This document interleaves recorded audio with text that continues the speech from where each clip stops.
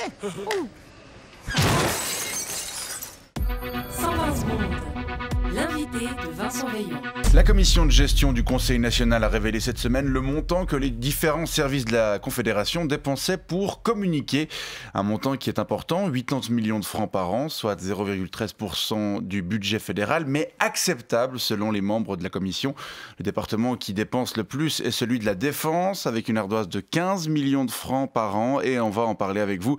Grégory Winkenbach, bonjour. Bonjour, monsieur. Vous travaillez au sein du service de communication du DDPS, dont vous êtes l'un des porte-parole. Oui, nous sommes 3 porte-parole au département, plus notre chef de communication, monsieur Kalbermatten, qui dirige tout notre team de spécialistes en communication. Ça fait combien de personnes au total ? Au département, je sais pas, hein. Je me suis jamais posé la question. Mais si vous voulez, je peux poser la question à Madame Steiner du service du personnel et je reviens vers vous par email d'ici la fin de la semaine prochaine. Non, ça joue comme ça va très bien. Mais ce qu'on sait, c'est qu'en 10 ans, 70 postes de communicants ont été créés au sein de l'administration fédérale. Alors j'imagine que la tendance est la même chez vous. Pourquoi cette augmentation ? D'abord, il faut dire ces 10 dernières années, il y a aussi une augmentation des candidats potentiels grâce à la crise de la presse. C'est vrai que les communicants sont souvent des anciens journalistes. Oui, moi, j'étais au Sankt Galler Tagblatt à l'époque, mais je gagnais moins d'argent. Et avant de gagner plus d'argent du tout, j'ai décidé de m'asseoir sur mon éthique journalistique et j'ai renoncé à ma curiosité, à mon esprit critique et je me suis mis à écrire des phrases lisses pour enjoliver une réalité administrative sans intérêt. C'est un peu moins excitant, mais c'est plus rassurant. Alors, c'est pas que pour recaser des journalistes désœuvrés que l'administration communique davantage que par le passé, mais dans votre département, par exemple, le plus gourmand en la matière, qu'est-ce qui justifie une dépense de 15 millions par an? Alors, d'abord, il faut dire, ces 15 millions, c'était les dépenses de l'année dernière. Oui, en effet. Oui, et l'année dernière, notre chef, c'était M. Parmelin. Et alors? Et alors, c'était beaucoup plus de travail pour nous. Oui, vous savez, M. Parmelin, il parle pas très bien.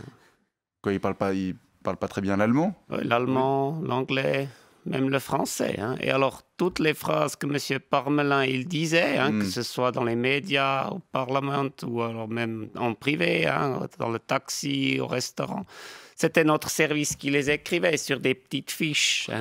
Et comme on demande souvent à M. Parmelin de dire des phrases, je n'ai jamais compris pourquoi, ça faisait beaucoup de phrases à écrire et donc beaucoup de travail, et donc beaucoup de dépenses de personnel, donc c'est clair. Beaucoup de millions, mais j'imagine que ces 15 millions de budget ne concernent pas que des dépenses de personnel. Non, il y a aussi des autres dépenses, par exemple les différents magazines que nous publions. Oui, c'est vrai. D'ailleurs, la commission de gestion relève que 46 périodiques sont édités par l'administration fédérale et que ceux-ci pourraient peut-être être publiés sur Internet un jour pour économiser de l'argent. Oui, et aussi parce que personne ne les lit. Mais comme il y a encore des gens qui les écrivent, alors on continue de les publier. Mais en effet, on pourrait passer online. Et puis, on pourrait sans doute économiser aussi ailleurs. Par exemple, dans le département, on pourrait résilier l'abonnement à la ligne de fax. Surtout depuis que M. Parmelin est parti, c'était que lui qui l'utilisait. Il aimait bien il aimait bien, il ne comprenait pas le email. D'accord. Il utilisait le fax. Mais toutes ces économies, proportionnellement à toutes les dépenses, ce serait peanuts, parce que le gros des dépenses, c'est les campagnes de publicité qu'on doit faire. Ça, c'est très, très cher. Pourquoi c'est très, très cher? Mais parce que quand vous devez vendre un produit nul, ça coûte très cher. Il faut beaucoup se creuser la tête pour trouver des phrases. Il faut faire des belles photos, beaucoup de graphisme. C'est compliqué. C'est quoi ce produit? C'est les lois, les règlements, les décisions. Communiquer des choses chiantes à des clients que ça n'intéresse pas, les citoyens, ça demande beaucoup de ressources. Ça demande des moyens. En plus, au DDPS, on a un produit encore plus nul que tous les autres départements. L'armée. Aller communiquer à des jeunes que c'est cool de passer 4 mois à rien faire, habillés comme des arbres, en étant mal payé et tout ça pour aucune raison valable, et c'est mission impossible, et donc c'est très très cher. On imagine bien, en effet. Non, toutes ces dépenses en communication, je crois, c'est pas choquant finalement.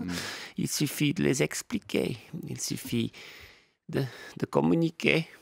Et c'est ce que vous venez de faire, Grégory Winkenbach. Je rappelle que vous êtes convaincu? Je suis parfaitement convaincu. Je crois que c'est aussi le cas. Dire ça à mon chef. Tout le monde autour de cette table. Je rappelle que vous êtes l'un des nombreux porte-parole du DDPS. Je vous remercie pour cet éclairage et je vous souhaite une bonne journée. Non.